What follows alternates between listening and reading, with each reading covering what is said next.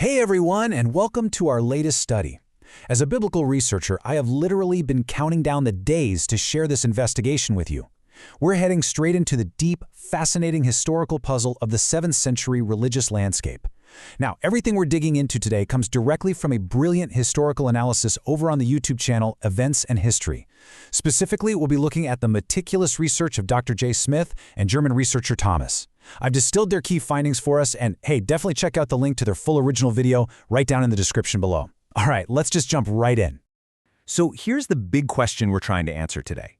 Did Islam just emerge in total isolation, or was it actually born out of the fierce theological battles of the early Christian world?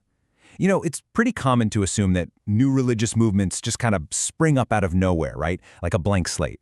But history, well, history rarely works like that.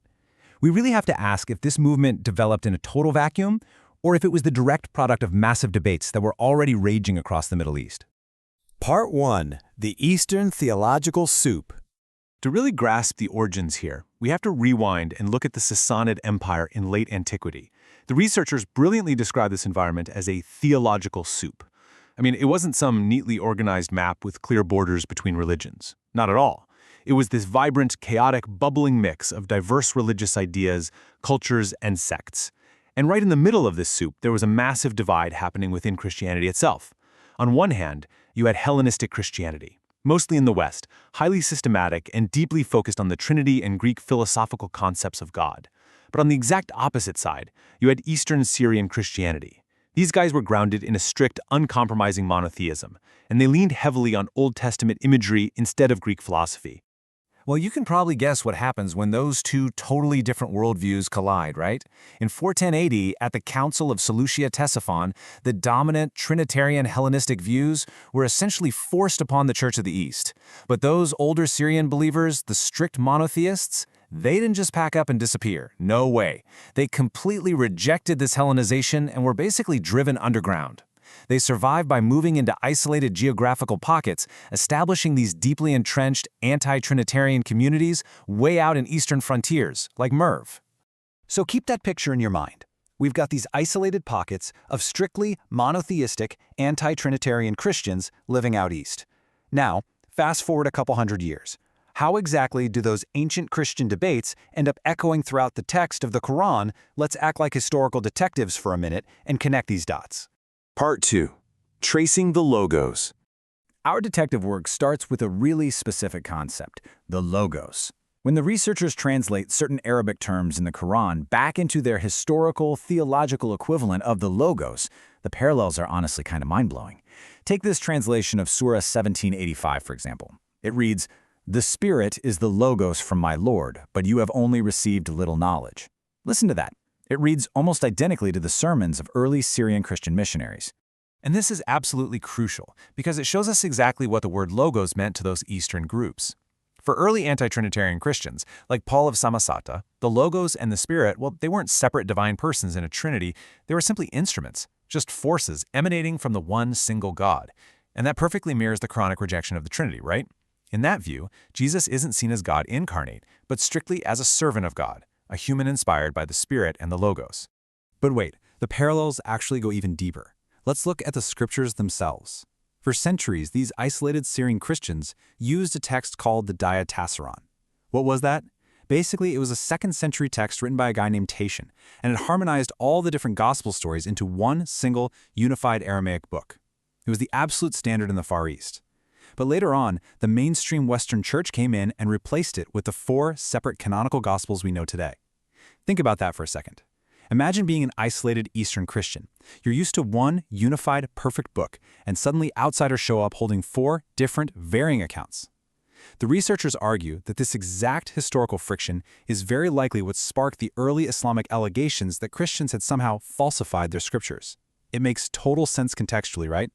So if early Islamic theology really was an evolution of these specific Eastern Christian sects, we have to ask the next logical question. How did the Christian establishment, the people actually living on the ground at the time, react to this new Arab movement in real time? Part 3. Shifting Christian Reactions. To figure this out, we can look at the actual eyewitness testimony of high-ranking church officials from that era. And what we find is a massive, unmistakable shift. Let's walk through the timeline. Before 659 AD, you have Patriarch Ishiad III. He's actually writing supportively about the new Arab rulers. He praises them for favoring his church over his rivals, and crucially, there is absolutely zero mention of a completely new religion. Then, moving towards 700 AD, Anastasius of Sinai writes with, let's say, a bit more caution. He's warning his flock about theological misunderstandings regarding the Trinity and the Son of God, but it still sounds like an internal theological debate, not a massive holy war. But then, boom. By 750 AD, the attitude completely flips. John of Damascus outright condemns the movement as a Christian heresy. I mean, John of Damascus really pulls no punches here. The researchers highlight this one quote where John writes, "They denounce us as idolaters, but how do you rub on a rock underneath your dome and tenderly love the crack?" You can literally hear the disdain, right? By this point, he is officially viewing this Arab movement as a deeply antagonistic heresy that venerates a rock in Damascus. So that early, friendly ambivalence had hardened into strict, absolute opposition. Okay, so the texts show this massive shift happening right around the end of the 7th century. But texts are just one piece of the puzzle. What about physical evidence? Let's shift gears from manuscripts to metal. What do the actual coins of the era tell us? Part 4. The Standing Caliph Coins. Some of the most crucial physical evidence comes from the famous standing caliph coins, which were minted primarily around the reign of Caliph Abd al-Malik. For historians and biblical researchers like myself tracing these origins, these coins are a goldmine, literally and figuratively. What's so intriguing here is the geographical timeline. The motto MHMT, which of course we associate with Muhammad, actually first pops up on Persian coins way out east, around 660 AD. Then, over the next few decades, the minting of these specific coins slowly marches westward. This geographic movement strongly suggests that these concepts had a far eastern origin, rather than springing up centrally in the Hijaz. Let's take a closer look at the actual imagery on that standing caliphate coin. You've got the MHMT motto, you've got the text reading Khalifa Allah, meaning representative of God, but look really closely at the figure holding the sword. The researchers point out something fascinating. This is a highly specific, top-heavy executioner's sword. It is not a pointy, lightweight warrior's weapon meant for a battlefield. It's an instrument of judgment. And this leads to a brilliant theory put forward by researcher Volker Popp. He suggests that this figure on the coin isn't a royal portrait of Caliph Abd al-Malik at all. No, fitting perfectly with the deep Syrian Christian eschatology of that specific time, Popp argues it's actually a symbolic depiction of Jesus returning as the executioner and judge at the end of days. Part 5. Abd al-Malik's Sea Change. You see, Abd al-Malik really stands as the historical kingpin in this whole study. He's the one who initiated a massive theological sea change, and it's so clear when you contrast the currencies. He deliberately scrubbed the traditional Byzantine cross from his coins. Why? Because to him, the cross was the ultimate symbol of the enemy's Trinitarian theology. Instead, he replaced it with a staff resting on a stepped base. Volker Popp identifies this new symbol as the biblical Yegar Sahadutha, a witness stone from the Old Testament. Abd al-Malik was literally rewriting the visual language of the empire to reflect strict, uncompromising monotheism.